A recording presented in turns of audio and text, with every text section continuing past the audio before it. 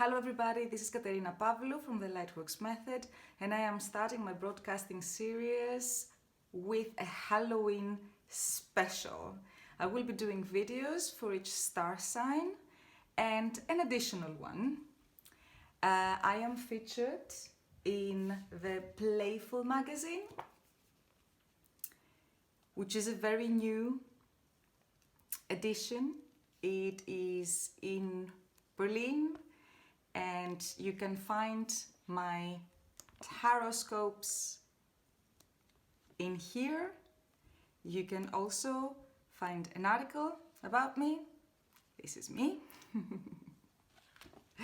So this is for November, December and January 2019-2020, and you can find it in cafes and restaurants in Berlin. It is like the first issues are for free, so make sure you check it out when you see it. It's a very, very interesting, very Berlin, very beautiful magazine, very uncensored, and just like beautiful work.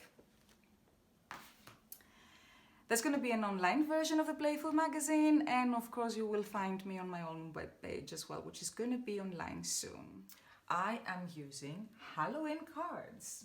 The Halloween Oracle by Stacy DeMarco. And this is a reading for Pisces. You can take it as a reading for the most magical night of the year, the Halloween, the night where the veil between the worlds becomes super thin and we can cross over. But you can also take it as a reading for every night of the year, or you can take it the way at least I understood it when I started doing these readings, that there's always a portal opening in specific times. I mean, we always communicate, but there's sometimes just the doors open and it's so much easier. And there's always information coming in for each one of us. And this is a reading that basically becomes the mirror for you to see that information. I hope it resonates with you, one way or another. Let me know what you think as well. And I will go right into it. So this reading is the Jack-o'-lantern reading, straight from the booklet of the Oracle. I thought it was so Halloween-y that I could not resist and didn't want to. There are 6 positions to this reading. We're going to go through them while I'm opening the cards, and then I will clarify them with another oracle and pull a last witchy card to complete this Halloween reading. I have already shuffled, and these are the cards that came out, so I thought I should save us some time. But if you like me to shuffle, if you see me shuffle, then let me know. First position is the situation, is the question, is the information that is coming in right now, the inspiration that you might be looking for. It is what actually comes through this veil between the worlds right now at this magical time of Halloween.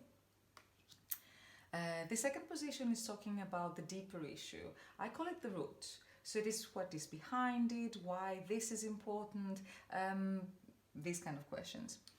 Third position is the obstacle, the hidden obstacle. I call it the circumstances because sometimes it does not look like an obstacle. It looks like something really nice, The fourth position is the fear.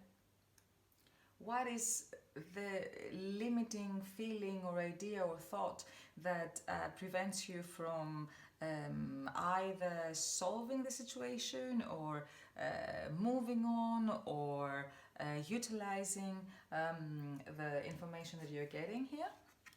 The fifth position is the solution, the answer, the best way to make the best out of the information that comes through the veil right now. And the sixth position, I have two cards in the sixth position because two cards came out simultaneously. That happened to a couple of readings, so I just like kept them both. This is the outcome. Let's put it this way, this is what is going to happen, what has come to pass if you, my dear Pisces, follow the suggestions that are to see in the fifth position. And I'm jumping right in. The Night Song. Very rare, very beautiful. Good luck if somebody actually manages to hear it. I love how the author of this oracle actually put a subtitle to every card, and this is Hidden Talents. So this is something you can do and you don't let everybody see. You don't even allow yourself to enjoy it most of the time. So this is something that for some reason is uncomfortable for you, or you're waiting for the right moment, or you think that maybe it is too much, or maybe you get like too much attention. I mean, look at this bird. This is all red, seriously. So if you're not comfortable with showing off to some extent, that could be an uncomfortable thing. Not that showing off is a bad thing, right? I mean, it's magnificent to just stand in front of everybody and say, this is who I am, this is how I feel right now, this is my message. This is, singing is fire, but it's communication as well. It's artistic expression, that it is thought to be able to create and change realities. Like, there is the idea that the world, some of the philosophers say, one of the philosophers say, that says that the world was created through music. Great big thing, the ability to sing. For now, hidden.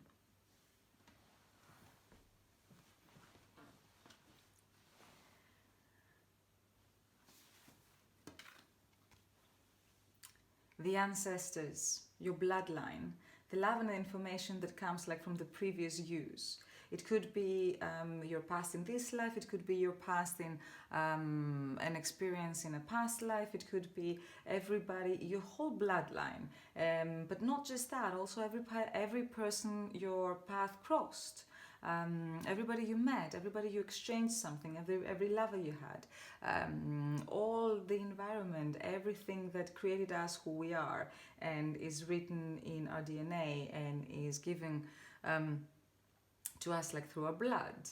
Now, this could be that this hidden talent that we're talking about here now, it is something that has been waiting for lifetimes to come out in the light, be celebrated, be enjoyed, be accepted, be acknowledged, be freed. This is like having an animal, a little like a bird within you that you keep caged, basically. I'm not saying you should force yourself. Keep repeating that. I'm really not the one for tough love. I'm just saying that there is something that has been waited quite a bit of time. And on the other hand, like to come out to the light. And on the other hand, you know what? Your time is now, because you can totally do this. You have a really, really, really strong foundation. This has been developed for a very long period of time. You have a lot of people and energies behind you, backing you up and waiting to celebrate you, literally to celebrate you, to clap their hands while you're singing on stage. The circumstances, the graveyard, unnecessary fear. Seeing the graveyard as something that we should avoid, that we shouldn't cross. You know, when I was in Sweden, I was really surprised by the fact that I could not tell the difference between a park and a graveyard until I would actually see the tombstones, because they do not have any fences around them. Like, it's insane. It's like basically it's a picnic space. It's the park and the graveyard all together. And I love that. I love that idea, that the death is part of the living. The living is a different dimension of the same world. That there is like some celebration, some discrete celebration of immortality, everything coexisting together and not being afraid of it. Because fear basically means like we put a barrier between the one and the other. And it is also a little bit the fear of losing something, the fear of something dying, the fear that we have lost something, the fear of looking to pain, a mourning period. Maybe this hidden talent is related to some bad memory or loss, and we don't want to be reminded by it. But in any case, this literally says there's absolutely nothing to be afraid of or nothing to protect yourself from, because again, fear is there to protect you.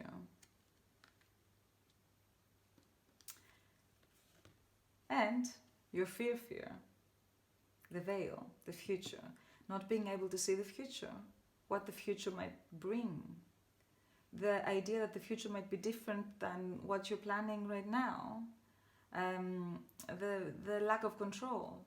I love how, aesthetically speaking, these cards really fit each other. I mean, look at that. There's a red bird symbolizing your hidden talent in a white background in the nature, super bright, and there is an actual figure, a woman, with a red blindfold surrounded by her golden hair. Red and white, red and yellow, red and light. Incredible how they resonate, actually. So what is it exactly that you're afraid of? You know, what is it exactly that it is like so fearful? Because to me, it looks like these two cards are a take on the same subject. A tiny bit. I mean, at least aesthetically speaking, I cannot help myself, but actually do this association. It is like you hide it because you don't want to see it, and because you don't see it, you're afraid, or you don't want to see it, and because you're afraid of what you're going to see. But what you're going to see is a talent, is something beautiful. And you know what? Apart from anything else, you're gonna feel so free.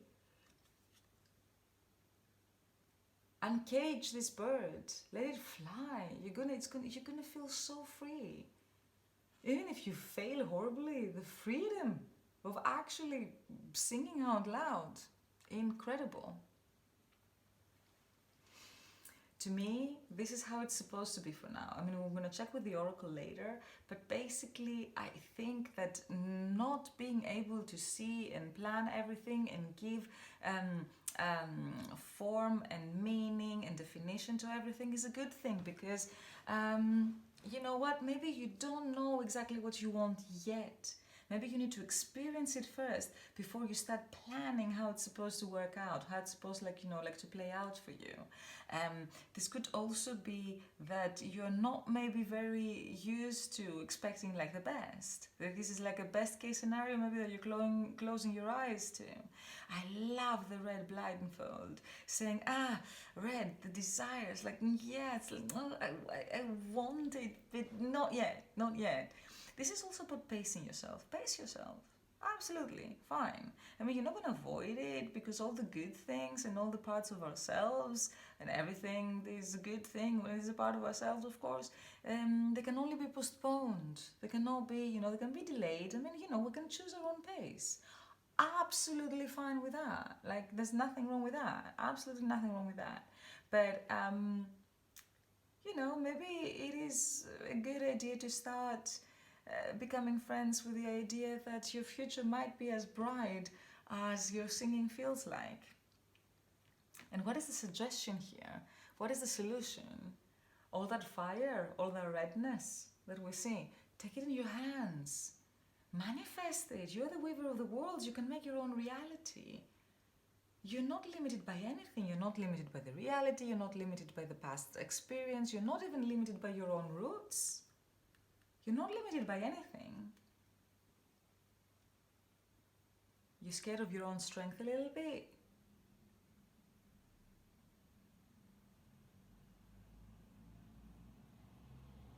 I love the immortality that this card actually just lets shining through. The weaver of the worlds, the creator. And what will happen if you actually take things in your hands? You don't need to see the future, you're creating it. Eternal love.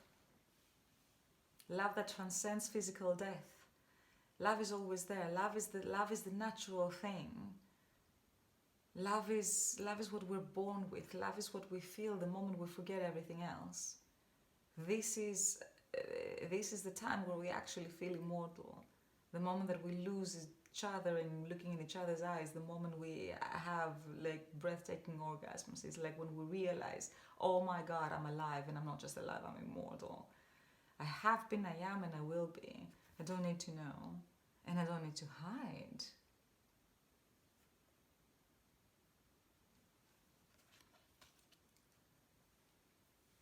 More fire, happiness, happiness in yourselves, happiness in your hearts, happiness in your homes. The fire that the witch will cook on.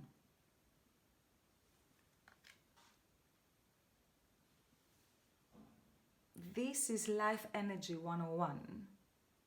It's like it basically tells you you're never going to be scared again, you're never going to hide again. All this preparation through lifetimes and bloodlines. You got this. Feed your fire. Another way to see it. Sing. It's fire. Feed your fire. Feed your desire. Feed your life energy. You're here to be happy. You're here for love. It's okay. Things can go well. Maybe unexpectedly well. That's part of the game too. We don't always have to prepare ourselves only for the worst. Good things could happen. Good things happen all the time. Yeah, absolutely no need to be scared of them. But on the other hand, it's very understandable if they're overwhelming, especially if they contradict past experience. I mean, if the world is not the way I've learned it to be, then how the hell am I going to find safety? Well, that's not the right question. The right question is, why the hell do I need safety if it doesn't make me happy? If in order to have safety, I have to believe that the world is like, something that can feed me sadness anytime. Mourning.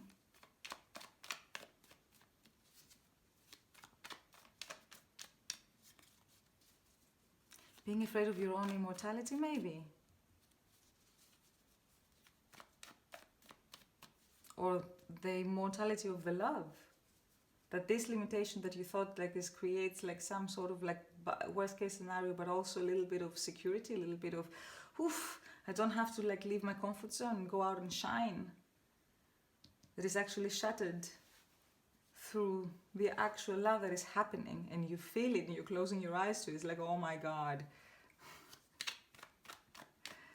Kavafis, a poet contemporary to T.S. Eliot, wrote once, my God, the barbers attacked the city and now they're gone. And what are we going to do now without them? You know, there was some sort of a solution. We knew what was going to happen. Excellent poet, by the way. This is so much. You know what? I'm going to take it all. Stop as a choice. You don't have to keep doing what you've been doing. Laugh, fire, laugh, sing. Oh my God, immortality. Oh my goddess too. Oh my goodness too. Immortality, immortality, immortality, immortality. Within, you have it all. You have it, everything inside you. You're bringing shape to the things that they're not shaped. You're making things beautiful. Streams of energy.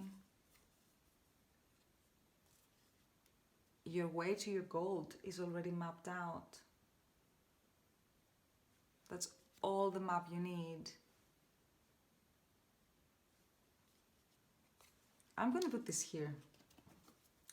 And I want one now on the graveyard. And then I think one on eternal love.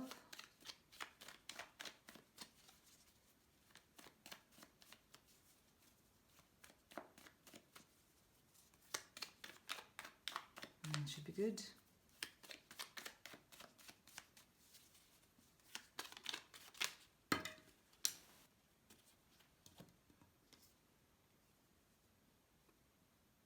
Ears, music, frequency, singing, listen, nothing to be afraid of.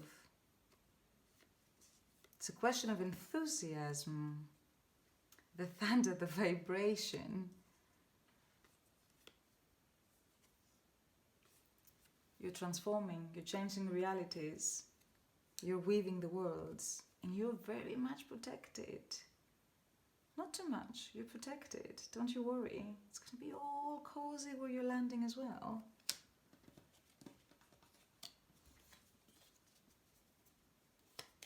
You do have the enthusiasm. Just start with the vibration, start the singing, start the laughter. It's going to be a ripple effect. Thunder is going to come. Oh, I saw that before. Complete. You're complete. There's nothing to wait for. You're ready. Oh, yes.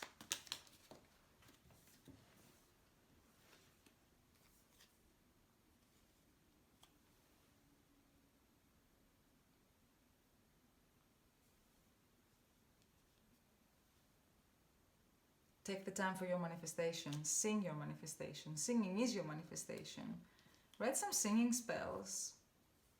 Your fire is doing it. It's now. It's not later. It's now. Again, you can postpone it. Respect your own rhythm, but it's now. Eyes on ecstasy. Dear Pisces, you are the one star sign that has both ecstasy and enthusiasm, the most divine states coming together. Eyes on ecstasy. And then, when you feel the enthusiasm, when you allow the enthusiasm to happen, the thunder to, you know, like just sweep you off your feet, the love, the fire, the flame, the what is important, you know, the now, then you will see. Then your eyes are going to be wide open.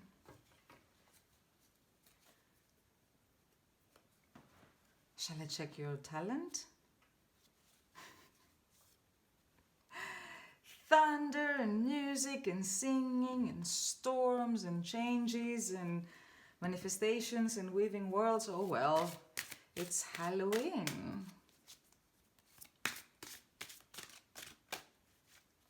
Getting into your power.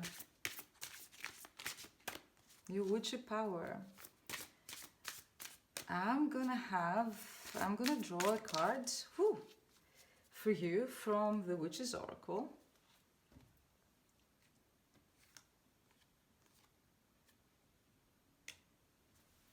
Spring, new life is happening, eternal life is happening. You are blooming. You are blooming. And whatever it is that you're manifesting, you're going to see it in your reality by spring. By spring, you're going to be living the dream. You're going to be living the dream, dear Pisces. I'm already super happy for you. So that was it from me, Katerina Pavlou, in the Lightworks Method. Many, many kisses. And I wish you an excellent Halloween and a great time enjoying the gifts that it brings you. Ta-da!